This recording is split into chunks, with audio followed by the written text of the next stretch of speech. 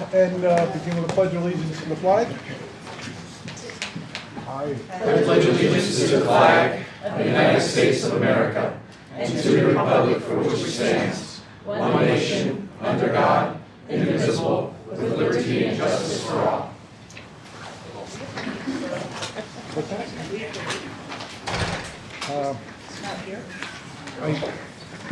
I think we can take roll call and do that kind of stuff. I don't think we'll get in legal trouble there. I don't know. Ooh, excuse me. Post up.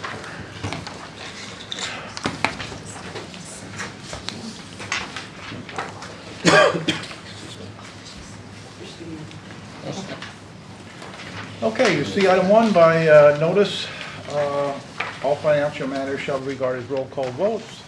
Call your attention to the civility and decorum section at the top. We did the Pledge of Allegiance, so how about the roll call? Mr. Chrisman? Here. Mr. Dissler? Here. Mr. Fedorcha? Here. Ms. Franz? Here. Ms. Husak? Here. Mr. Kern? Ms. Culp? Here. Ms. Snyder? Here. Mr. Green? Here. We have a quorum. Thank you. Public comment? Did you get the sheet? I do have the sheet, and nobody signed up for any public comments this evening, so. Okay. You've all received copies of the minutes of the preceding meeting. The motion to approve those minutes. Here. Second. Motion is second. Questions or discussion? Hearing none, all those in favor signify by saying aye. Aye. Opposed, no. And so ordered. Special board reportings. Mr. Sack. Thank you, Mr. Green. Update on the CLIU. Dr. Greg Coons has now officially taken over. Through the board, we now receive a board summary, which I'll be glad to start sending to the board as we get them now. There's a board summary. It also has some videos and ideas in there that are shown during our board meeting, which is, again, also on the website as they record their meetings. Some highlights from the September 18th meeting. Every year, their opening year, they do what they call the Annie Sullivan Award. They present it to a deserving staff member, and all of them are nominated by either teachers or parents or members of the community who have seen these individuals work, and it exemplifies the caring involvement that they have with these students who have disabilities. So the individual who won it this year was a psychologist, Emily Zapula. So she had there's a YouTube video on the IU website, you're welcome to watch it, of her being presented that award. It is all confidential, they keep it as secretive as possible. It's really a fantastic award that the IU gives to a student or a staff member throughout the year. So if you get a chance, I'd recommend going on to the IU website to go see that presentation, which happens every year at their opening ceremonies.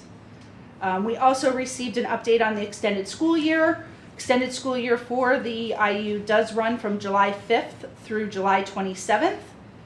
They did have 214 students participate in their ESY program.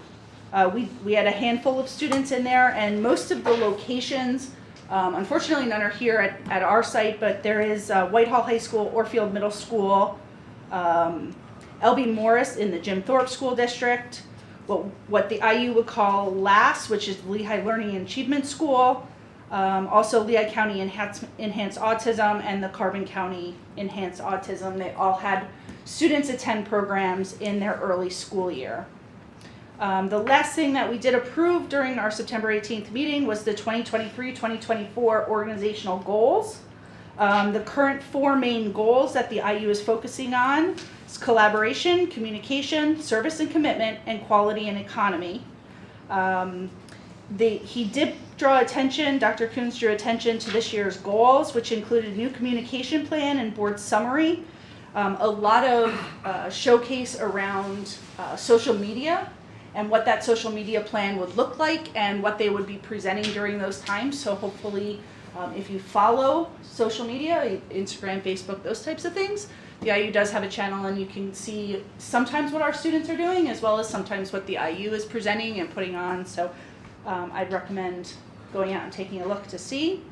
For the board members, if you have any questions on the IU of what's happening, anything new that you would like to ask Dr. Coons, feel free to send me an email or see me at some point in time. I do have a meeting with him the last week of October. So I will be sitting with him to go over some topics. So staff members, if you have any questions, feel free to reach out to me, and I'd be glad to see getting those addressed. Thank you. Thank you, Ms. Susak. Mr. Bedoya? Yeah, I have nothing special to highlight. You have the minutes of the meeting. I do want to say that our administration, some of our administration, is going to be going to the PSBA conference this coming week and presenting, and I will be representing LCTI. Thank you. Any legislative items? Nothing major going on. The Senate and the House of Representatives were in session on October 2nd, and they will be returning on October 16th. That's really all I have. Thank you. Speaking of legislator, I guess from LTRIC I can make one point, and that is I think they have finally come to some consensus, and they're releasing money to school districts. So I think we're getting some dollars from them. They are still not releasing the money to the college, okay? And what does that mean? That means we're starting to dig into our reserve accounts. We don't have that money left. It also means instead of getting, this big chunk of money from the state, which you can now invest at 5.5% in CDs, we're losing the interest on it. So it's a double whammy. And guess who's paying for it? All you guys, all you taxpayers that are chipping in, who live in anywhere in LTRIC. Not a lot, but it's a little here, a little there, and pretty soon that's the stuff that kind of adds up. So if you see your legislators, thank them for their hard work, and we'll go from there. But it's starting to hurt now because we're just digging deeper and deeper into some of those reserves, and they're set aside for some other issues. And that's about all I have. Is that because the budget's not officially passed? Is that correct? Why you're not receiving, or I think what's the the budgets cause? are passed. They just they're haven't still decided working how they're on going it. to It's still distribute under it the yet. fiscal code. And so they already agreed on a big number, but now they're trying to decide how they're going to follow that out. And Thank you. I saw something. I think more money is going to charter schools. They're going to have a different way of doing that, but who knows where it's going to go. Committee meetings. You have copies of all the committee meetings there. And now the highlight of the evening, our student report. Good evening, everyone. It's nice to see you all again. And today we're just going to be discussing information about how homecoming went, other events that we're planning to have in the high school, and our sports report. So to start off, homecoming week was a big hit. We had the bonfire, which was a success yet again. Everyone was warm around the fire. We had fall sports, the seniors being recognized, the cheerleaders and the band performed, and we also had the community supporting our vendors. We also had many students participate in our homecoming spirit week, and it's each day we had a day where you dress up as a certain thing. We had Minion Day, we had Barbie Day, and it was nice to see everyone dress up and be creative for that. We also had the juniors. They won the hallway decorating, and their theme was Willy Wonka, so congrats to them. But the seniors won the spirit stick at the homecoming pep rally. And the homecoming pep rally was really fun and eventful. We had lots of students participating, and I saw and witnessed the most aggressive musical chairs too. We had fall sports being recognized, and we had the cheerleaders do their routine, and then we had the homecoming boys on court. They did their skit and announced and revealed the girls who were on homecoming.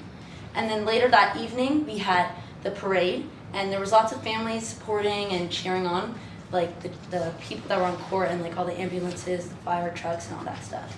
And then we had the football game, and Jayla will give specific information on that, but we had, in the halftime, we had cheerleaders do the routine in the band, and the homecoming court was presented, and the king and the queen was announced, and the king was Jack Tosh, and the queen was Zoe Edwards, so congrats to them. And our school spirit crowd and the student section has been really amazing this year, and they have been loud, proud, and appropriate.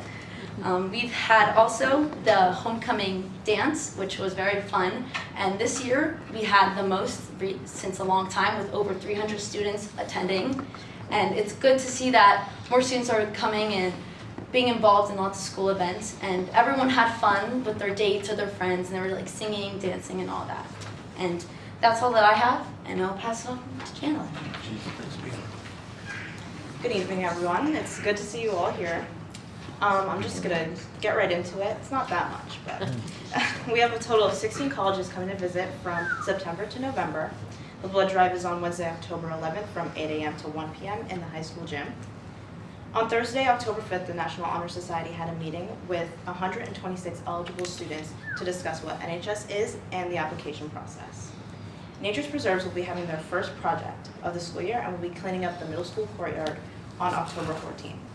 Esports won their first tournament on Tuesday, October 3rd. Now on to the sports report.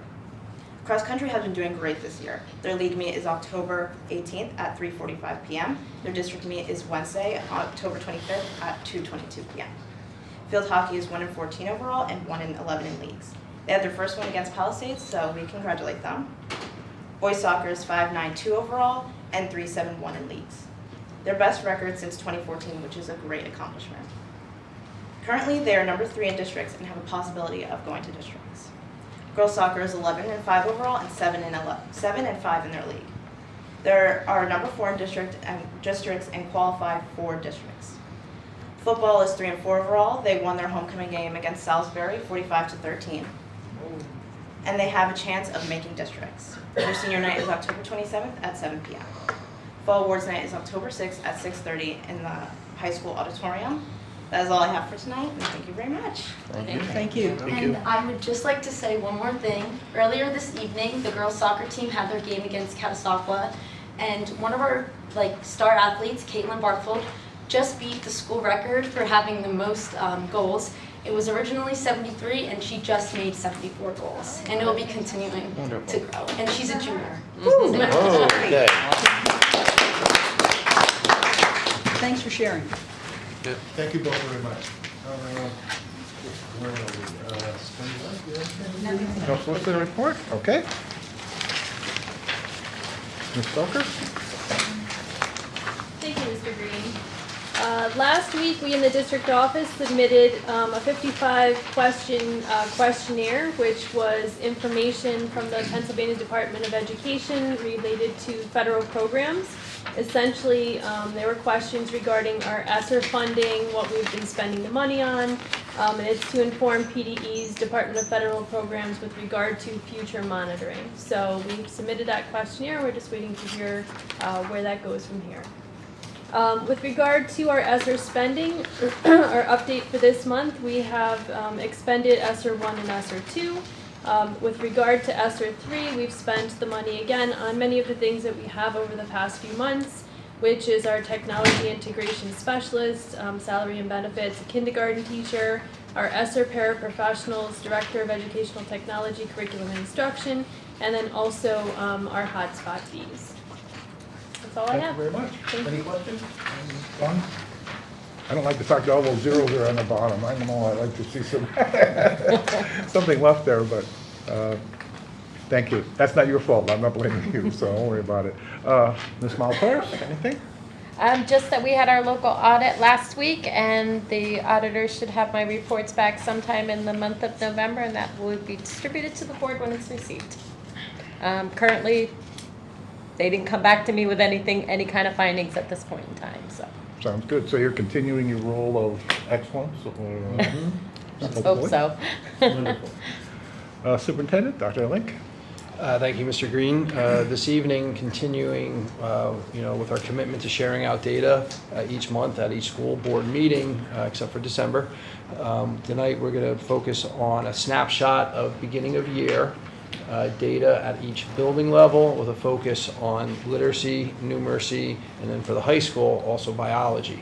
So each principal will give a snapshot of the data that was collected pretty much the first half of September at each building level, keeping in mind that students were assessed on everything they will be instructed on for the entire school year, right? So it's a snapshot of their performance on the entire school year's content even the content that they were not yet instructed in. That's why they call it the BOI, or the beginning of year data.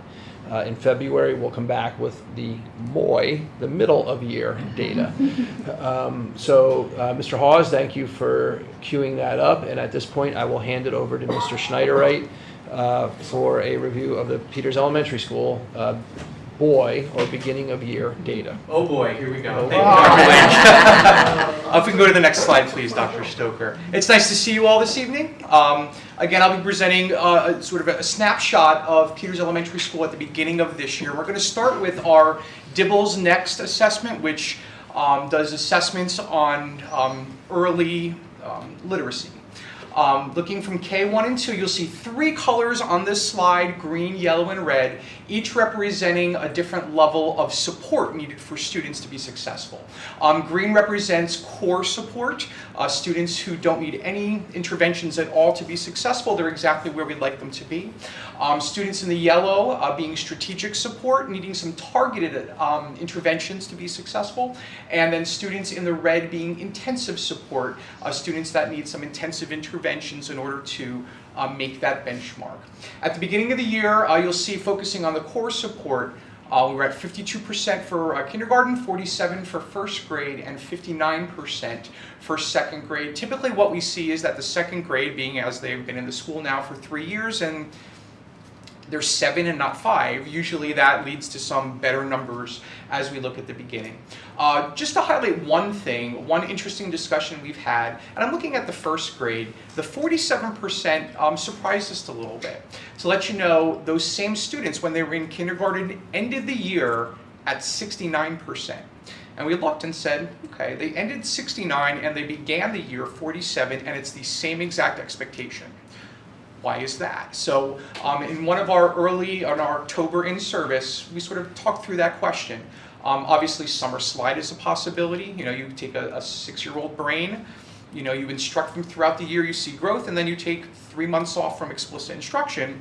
That might be a reason. We also have a lot of transiency. We had, in that grade level alone, 11 new students move in and 9 students move out, thinking through the idea that those 9 students we knew, we instructed, the 11 coming in, obviously they were instructed, but you know, we can't control that. But what we can control is this is where we're at, and we look forward to having that group grow. Moving on to the next slide, please, Dr. Stoker, you're controlling it? No. Oh, who's controlling it? Mr. Hawes. Oh, thank you, Mr. Hawes. I'm looking at you, sorry. So now moving on to first grade math data. You might be saying, what happened to kindergarten? To make everybody aware, our math assessment is done on computers. Second graders, I would say at this time, are adept at computers. First graders are competent at computers. In kindergarten, we try to teach them to be students for a while, teach them how to open a computer and use it and log in, and eventually we put math in front of them on the computer. So that first data point for math takes a little longer to get. I did inform Dr. Link today, and I'll inform you now that once I have those available, the exact comprehensive kindergarten data, I'll share it with him and he'll share it with you. And then of course, if you have any questions, I'll let you know. But as of now, that is still accumulating. In first grade, you'll see 5 different colors from advanced, proficient. Advanced is the orange there, proficient being green, yellow is basic, red is below basic, and the blue is far below basic. You'll see in first grade, just focusing on advanced and proficient, 45.5% in first grade. If this were the end of year number, I would be very disappointed to present that to you, but if you remember last year, our first grade ended at over 90%, and 45.5 is actually 1.4% higher than the beginning of your first grade. So that shows where we have to grow. Obviously, we haven't instructed them in first grade math yet. Taking a look at the next slide, please, Mr. Haas, and Dr. Stoker, if you'd like. Our second grade is what we hope to see. Again, they're entering in with a higher percentage of proficiency. The same colors mean the same things. In second grade, I have down 57.9% proficient. And believe it or not, even though obviously if that were the end of the year, I would certainly expect that to be higher, that already is 16.4 percentage points higher than the beginning of the year, second grade last year. And they ended at somewhere over 92% proficient in advanced. So again, it shows where we're starting our year and where we have to grow once that instruction happens. And I look forward to coming up and sharing where we've grown to at the next time we have that opportunity. Any questions for me regarding the Peters Elementary School data? Okay, I'll pass it over to Mr. Briner at Slatington Elementary School. Thank you, Mr. Schneiderwright, and good evening, everybody. All right, so this data up on the board is related to IXL. At Slatington this year, we started using IXL, and since I'm the first one speaking about that, you're going to see some consistency through our building, the middle school, and the high school. But I get the privilege of telling you all a little bit about IXL. IXL, like I said, is new at Slatington. Last spring we started with a mini pilot, probably about 50% of the building, just kind of dipping our toes in it. And this year we've pretty much jumped into a full building pilot of IXL. It is a personalized digital learning platform that provides adaptive tiered content to help boost student knowledge and student learning. In order to identify that path for students, the students have to take a diagnostic snapshot, and that is what you see up on the board right now. This is Slatington Elementary's snapshot from the beginning of September in math. And then each week, students revisit what they call the arena to update and update that pinpoint or update that data. However, with this particular snapshot, it basically breaks our students down into and allows us to see them in a period of time and breaks them into different categories. Those categories being above grade level, on grade level, below grade level, far below grade level, and then there's certain students that might not be pinpointed or weren't pinpointed during the actual snapshot. We do this, we use this program for about 15 to 20 minutes per day that students are working in this program. Again, it's important to remember that this is a brand new program to Slatington, so we don't have any really historical data to compare to. The second piece is to remember what Dr. Link said. This is a snapshot of where they are in their particular grade level, but it's basically trying to pinpoint where they are with all that content at that grade level. Next slide, please.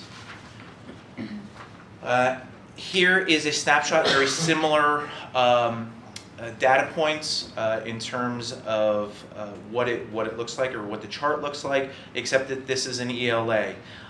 Again, in ELA, the snapshot window was the same exact window, so it was the beginning of September. It gives you the same categories, but just in ELA. And in ELA specific, we are also using this for about 15 to 20 minutes per day as well. Students work and update that pinpoint.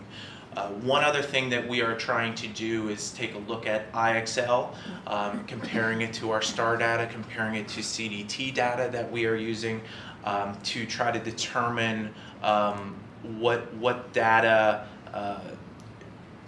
platform is the best platform for us to use that's going to give us the best data to make our decisions with.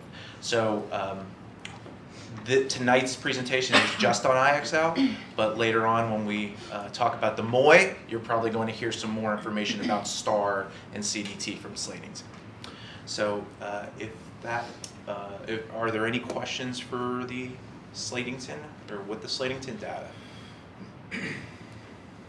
Okay, I'm going to turn it over to Mr. Hauser. Thank you, Mr. Briner. Good evening, everyone. Thank you for the time this evening. IXL has been at the middle school for, in some capacity, for 4 years. This will be the 4th year. Initially, it was kind of a tool that was used on the side by teachers, seeing if it was something we wanted to invest in. The year after that, we did something more of like a full departmental pilot. Last year, we went full building-wide implementation, and this year we have dedicated time in our schedule specifically for IXL development. Here we see our mathematics scores. Building off of what Mr. Briner had said, the non-pinpointed students could be measured in that way for a number of reasons. Usually this gets flushed out throughout the year, and we are above 90% total up-to-date data with our students. Some of those reasons could be absences, educational trips.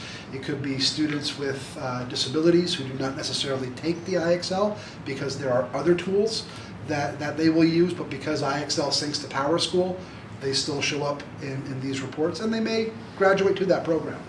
Our math assessment data mirrors kind of where we were at the end of last year, which is good. We didn't quite see that summer slide, as Mr. Schneiderite mentioned, according to what we're seeing here. We do have some gaps to close, as you can see in the yellow there. We have about a quarter of the building that are considered below grade level, but in looking at those students, we think we can take a good number of those. They're kind of what we call bubble kids, and get them over to that next level. We did enrichment and remediation courses in the first quarter, where we targeted specifically those students who are considered far below grade level to build more fundamental skills as we head into the remainder of the year. We see a little bit higher performance, higher achievement in 8th grade versus 7th grade, and I think that's largely due to the work we did last year implementing IXL, bringing in good differentiation throughout the entire year. Next slide, please, Mr. Haas. And here is our ELA numbers. At today's in-service day, we spent some time looking very deeply at our ELA, as literacy continues to be a fundamental goal at the middle school. What we notice about this specifically is something kind of unusual in data, in that there's not a whole lot in the middle. We have kids that are thriving, and we have some kids that are behind, and the middle is sort of our kind of smallest group here. So in planning our second quarter enrichment and remediation classes, we took a special look at that, and we're going to be identifying students who are in that middle part that are in need of certain specific skills to hopefully push them farther to that green side. But again, the numbers do reflect approximately where we were at the end of last year. So with this, I'll take any questions from administration or the board. If I could just comment really quickly Yes, for sir. everyone. Mr. Hauser had mentioned about, as we go into the second marking period, how he's going to change remediation and targeted instruction. Believe it or not, we are only 3 weeks away from the start of the second quarter. That begins on November 1st. So we are more than halfway through the first marking period. I have a general question maybe on the IXL. When we do an IXL, is it so I see them both ways, and I'm just curious how this particular data comes from. So can they take it multiple times to get a certain proficiency level? Or when you get this data, is it from one platform, one try, and then you get this data? Does that make sense? So the answer to that is both yes and no at the same time. Okay. So and then the way I will explain that is this: IXL, when it comes to gathering good benchmarking diagnostic data, has two really good sources in there. One is what we see here, where we set up the snapshot over the particular date. The kids will go in and they'll do a series of tasks across all different standards that will be placed all together into what we see up here. That gets routinely updated as the kids, what we call, step into the arena. That's the branding that IXL puts on that. So for example, if I run the numbers today, they'll look a little different than this. We're actually about 4% higher because they've had more instruction and more practice from the time of the first snapshot. So that's kind of a mishmash of everything they've done. The other thing they have are specific skill plans. And skill plans will take this data, and it'll take a thread of standards and come up with 3 to 4 particular skills for the students to focus on to elevate them in that area. Those skills drop off the higher they get. So if they get at least an 80% accuracy in a particular skill, that will drop off, and one of a higher level will take its place. So I think that kind of answers your question. It does. It's a little bit of both. Yeah, I look at, the other day my daughter said she did 4 IXLs, and I'm like, okay, you did 4 IXLs, what did you get from that? What did you learn from that? And when I look at the scores, I'm trying to understand, that, you know, as we talk about the summer slide and we see what's going on, and are we allowing IXL to teach the students what they need to do? Because that's the tool we're using versus teaching in multiple facets to multiple people who learn differently just because we want a data point. And that's my fear of IXL, and I think it's great. You have to have something to do that. But looking at these numbers, I'm not overly joyed to say, hey, congratulations, we're on the right path. Yeah, so this is what you're seeing here is an assessment snapshot. So what this is a measurement of where we stand now, and then from this, IXL will generate for the teachers on a classroom basis, for administration on a grade level basis, or even on a school basis, what focus points need to be hit more. So without this information, what we would lack is the information to make informed decisions about where our time is best spent. Because I'll use ELA as an example. If I'm teaching a specific novel, let's say The Giver, there are ways I can instruct certain chapters of The Giver that tie into the information that I can glean from this. So for example, in IXL, if I were to click on that pie chart where it's that red color, it'll actually give me a list of students. And then from there, I can organize and populate that list of students by areas of commonality. So for example, these 7 need work on context clues. These 10 need work on vocabulary acquisition. These 10 need work on comprehension skills. So that's what this is for. There are also lessons in IXL that will allow students to work through things akin to like a homework assignment. That's more of your skill plans. That's more of the things that are specifically assigned by teachers to reinforce what's been going on in the classroom.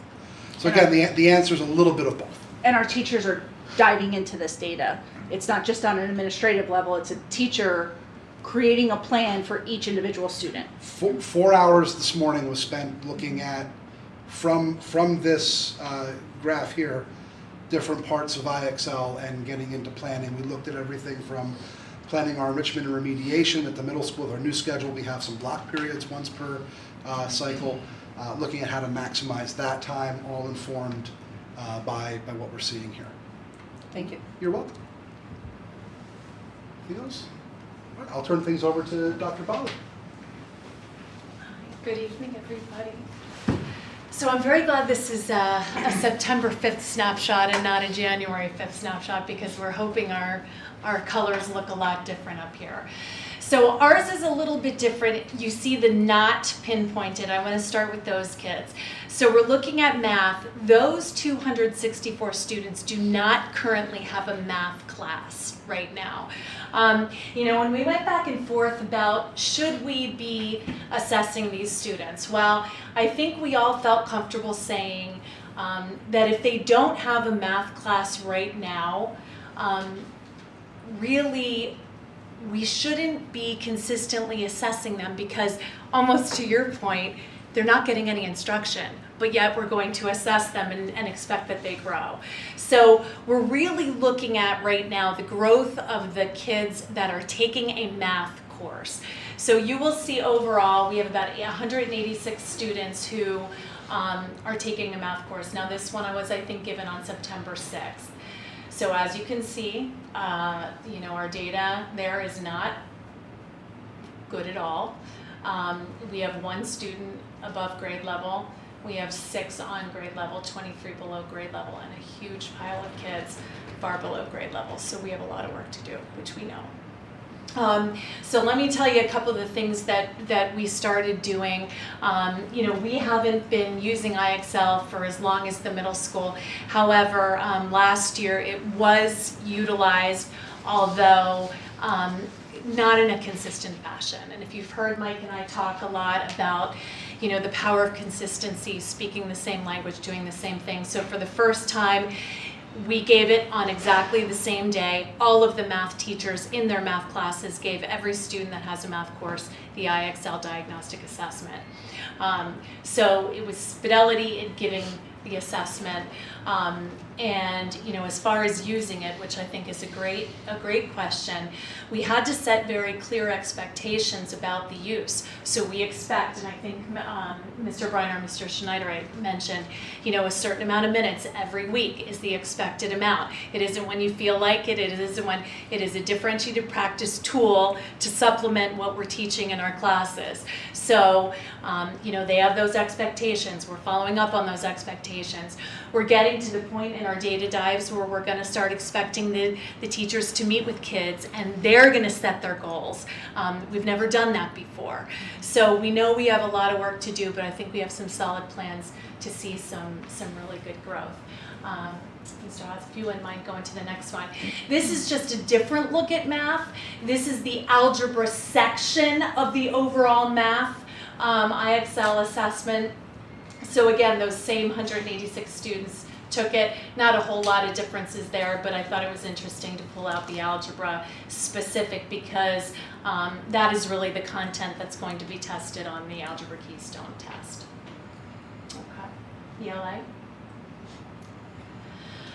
Beginning of year ELA, we have 117 students that are far below, 26 below, 17 on grade level, and a little bit higher there above grade level for ELA.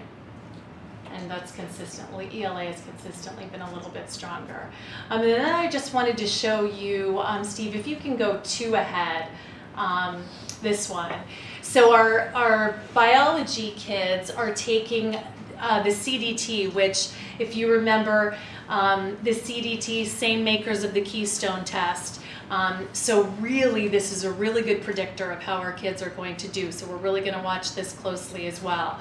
So right now in biology, these are all the kids that have biology right now. About, well, exactly 25%. It was interesting how this fell out. 25% of our kids are proficient already at the beginning of the year, which doesn't sound like a lot, but this was September 5th, when they took it. So that was a little more promising there. We have a lot to teach them, but 3/4 then are not at the level that we would hope, that they will be at the end of the year. So a lot of room to grow at the high school. Any questions? I have a question. You said, like in math, for example, the students who don't have a math class don't take the test, all right? And it looked like more students don't have math than do have math. Now, when you come back, if someone has a math class in the next semester, then they would take the test. They would, yes. Okay. Here's my concern with that. Sure. I don't understand a lot of stuff that you're saying because I'm not an educator, and I've admitted that before, but I'm a numbers person. Mm-hmm. So when I look at the numbers perhaps from Peter's, I'm going to be looking at the same exact group of kids. So I can look at the numbers and I can clarify that. When I look at your numbers, there might be 320 who don't take it and some that do. I have a whole totally different sample.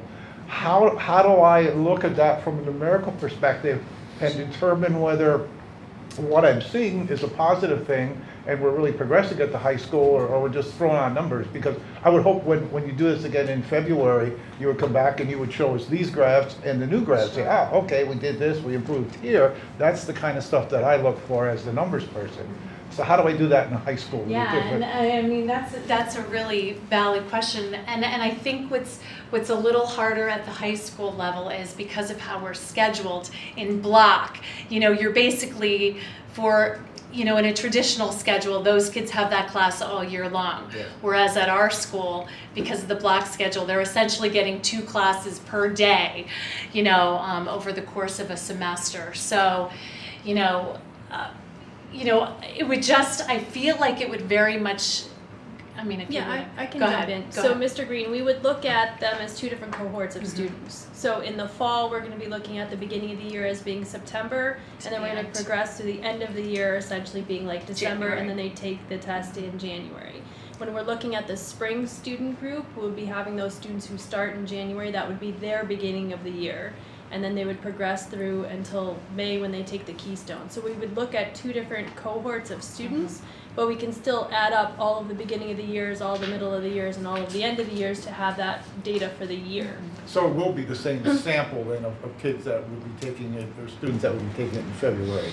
Different students, because some will have, like, let's say Algebra 1 in the fall, a different group of students will have Algebra 1 in the spring. So it'll be different students, but we can add up all of the students who took Algebra 1 for the whole year, beginning, middle, and end, to see if, how many students have had growth throughout the year. Okay, I'm not sure that'll get me where I want to go, but So we there can take will a look at it, you know. 2 sets of beginning of the year, 2 sets of middle of the year, 2 sets of the end of the year, representing 2 distinct cohorts. At the end of the year, we'll have 2 boys, and then 2 EOs, which will give us one entire subject area data set. Because you combine the first and the Yes. second, and then Yes. that'll all be there in the third. Okay. Correct. So I can get those data and I can examine that data, but that's probably till the end of the year for the high school. Right. Correct. Where from, I'm assuming from the elementary, if you come with this in February, it would be exactly the same students who are taking it. I'm looking at, is that right? That's Yes. correct. Okay. Yeah. All With right, just a so- few that have moved in or moved out, but generally it's all of the same students. But their Okay. beginning, middle, and end will be different. Their beginning is like September, their middle is January, their end is like May. Okay, I understand now, I think, but I just have to wait No, till the end that's of the year to great. get that number for the high Yeah. school. Okay.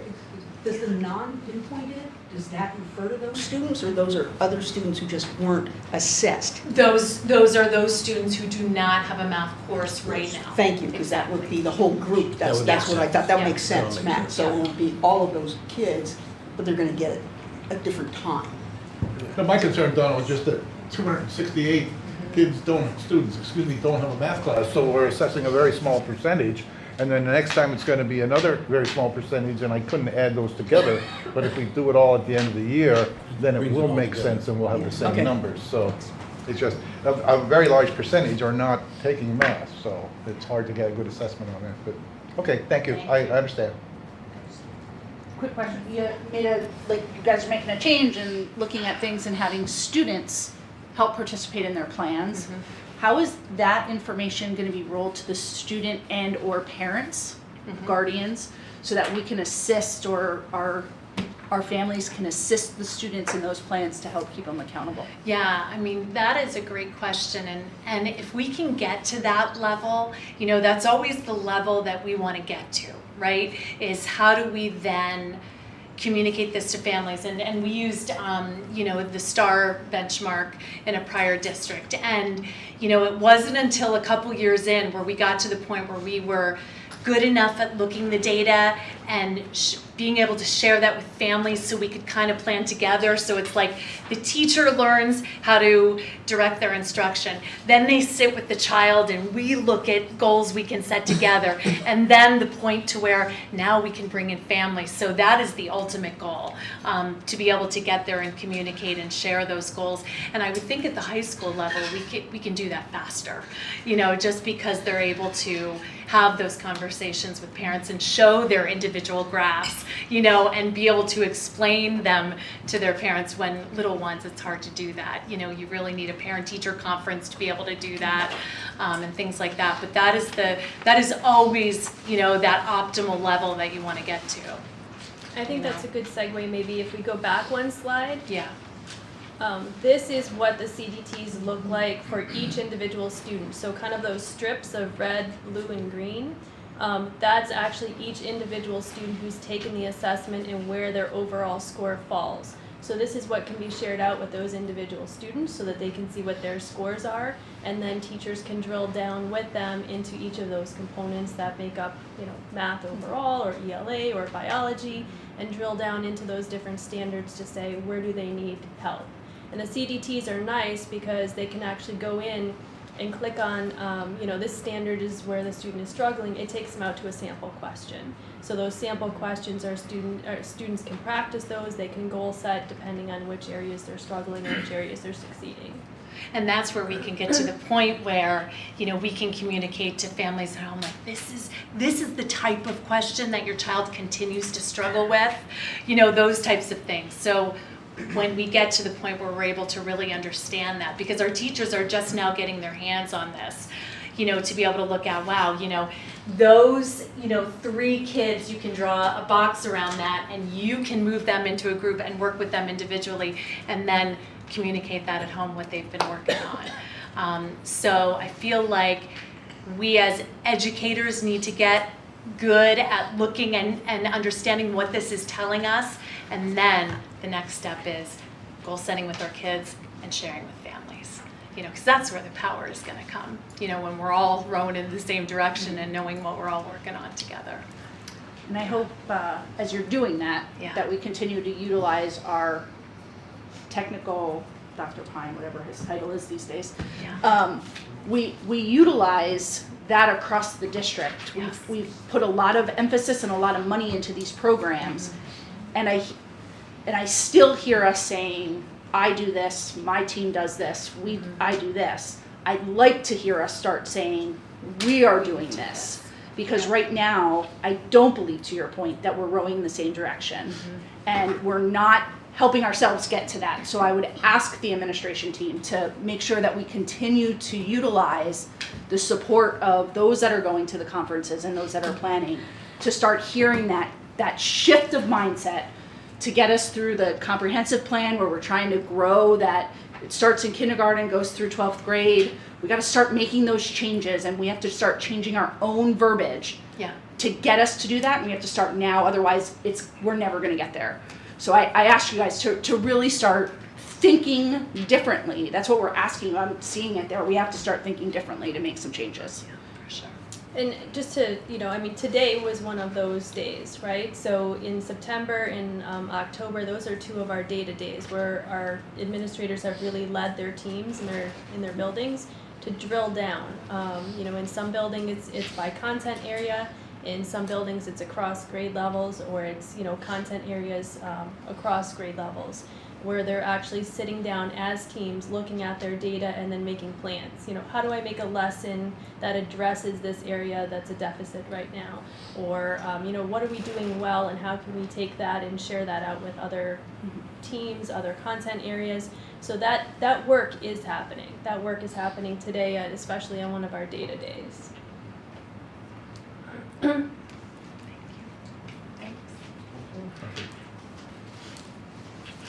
Okay, thank you, principals. We will revisit this particular data, the local assessments for literacy, numeracy, and biology in February. But next year, or rather next month, the data that we will be bringing forth for the school board and community is more of the data related to like past culture and climate, some data that our school police department is going to bring forth as well. So data snapshots, but different type of data. And then there will not be a data report in the December meeting. So we appreciate the questions, the feedback, and the concerns that you bring forward. We'll continue to work to address all of those. And that concludes my report for this evening, sir. Can you get a copy of those slides? Oh, absolutely. For us, for me, yeah. Yep, that's possible. Yep, thank Absolutely. you. I think Mr. Kern would probably appreciate looking at it, so I'd like to get a copy of those to him if we could. Yep. All right, thank you, Dr. Link. An executive session was held and we started early, 5:45. I apologize for not getting here at 7, but we had a lot of personnel issues that required a lot of discussion, and hopefully we've come to some conclusions and we can move forward on some issues. So again, my apologies for being late, but we just ran over. Okay, we're going into personnel, and did you say there was a change here, or is it still all exactly the same? Personnel. Personnel is the same. Personnel is all the same. Okay, is there a motion to approve the items under personnel? In motion, is there a second? Second, Gary, thank you. Any questions on the personnel issues? Hearing none, all those in favor signify by saying aye. Aye. Those opposed, no. And so ordered. If I may. Oh, yes, sure. Thank you. And you'll notice this evening that one of our, a member of our leadership team, our administrative team, is retiring, and that is Mr. Greg Durr. This is kind of a cliche that you can, replace, fill the position, but you can't replace the person. That sentiment rings so true this evening. Greg has been with the district about 17 years, and I can tell you in the time that I've had to work with him, he's been nothing short of remarkable with his leadership over buildings and grounds and transportation. What he's done in simply leading us and making sure that our buildings have been safe during the pandemic was nothing short of a miracle. Greg, I'm going to deeply miss working with you, Mr. Durr. Thank you for everything that you have done for the school district, for the students, and really for the community at large. And I wish you nothing but not having to make 1,000 decisions a day moving forward, and just, you know, joy and happiness and time to relax. You know, we have you for till the end of November, and just thank you for everything that you've done for this district, Mr. Durr. Good luck. You're welcome. Enjoy. You want to make a speech, Greg? I'm not gonna make a speech. I'm not a speech person, but I just want to say I enjoy coming to work every day. I'm a morning person. I never minded coming into work, honestly, at all. I never felt like I was working. I enjoyed all the people that I worked with. A lot of people I'm close with here for 17 years. We did things outside of work. But honestly, I had a great time working here.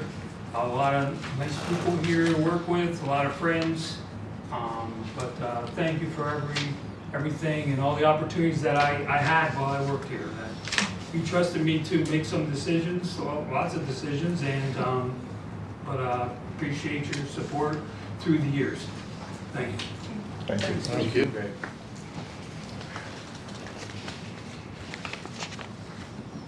Okay, anything else?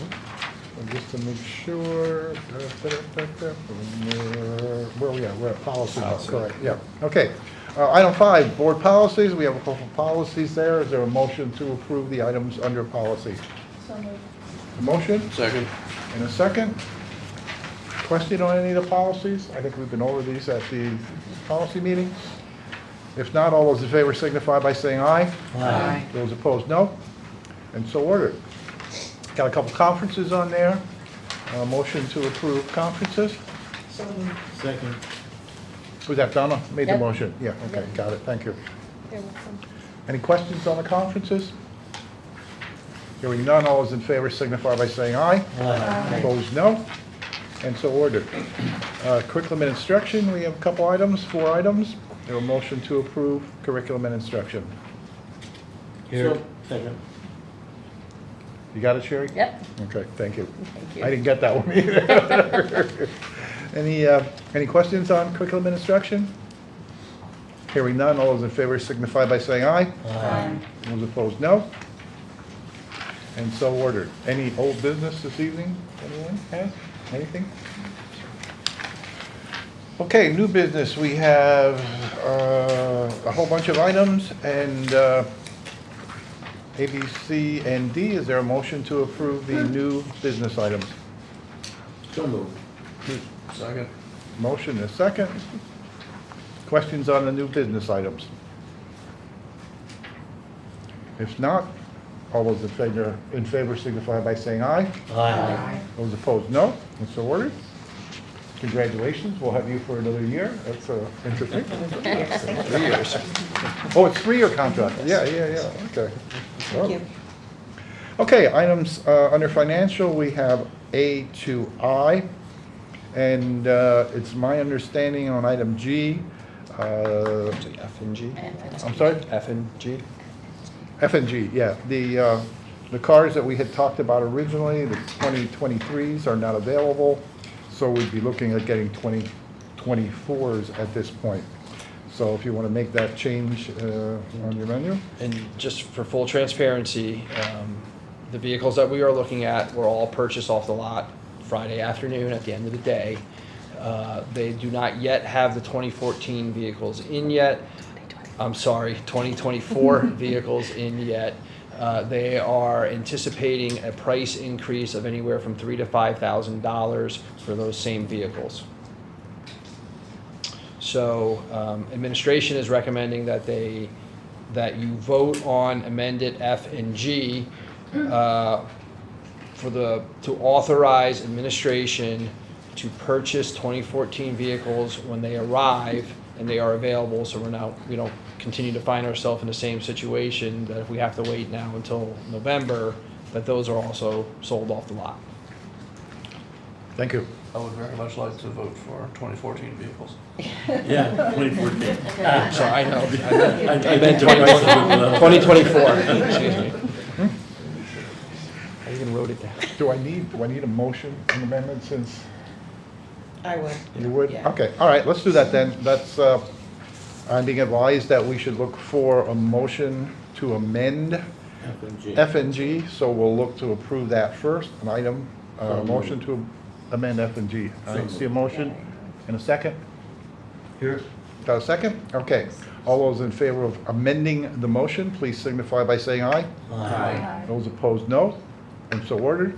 Now we will look at a motion to approve the amended motion, or amended item. So moved. Second. Motion and a second. Any questions or discussions? Hearing none, all those in favor signify by saying aye. Aye. Opposed, no. And so ordered. To expulsion hearings, motion to approve the expulsion waiver agreements. Need a motion on that? So moved. Motion, second, and a second. Any questions on that? I don't know what questions you can ask, but if not, all those in favor signify by saying aye. Aye. Opposed, no. And so ordered. Any correspondence? Anyone? I'm looking left here. Anything? No. No Nothing? correspondence. Okay, anyone? Any correspondence? No? Couple information items. Recognition of guests. There's nothing on the... So, okay. Okay, then we need a motion to adjourn. Mr. Green, before Yeah. we adjourn, just real quick, just for the good of the community, I just want to give a special shout out to our fall youth baseball champions. Last night they beat Bumlestown 3-0 for the Central Whitehall League Knee-High Championship. So shout out to them. I know it's not in a scholastic sport, so it's not in your thing. So I just wanted to give them a special shout out. That's great. And Thank you. Thank you, Mr. personal Crispin. privilege kind of thing, just remind everybody to vote next month. Any other items? Now we'll take a motion to adjourn. So moved. Second. Motion and a second. All those in favor of adjourning signify by saying aye. Aye. Opposed, no. And we're done.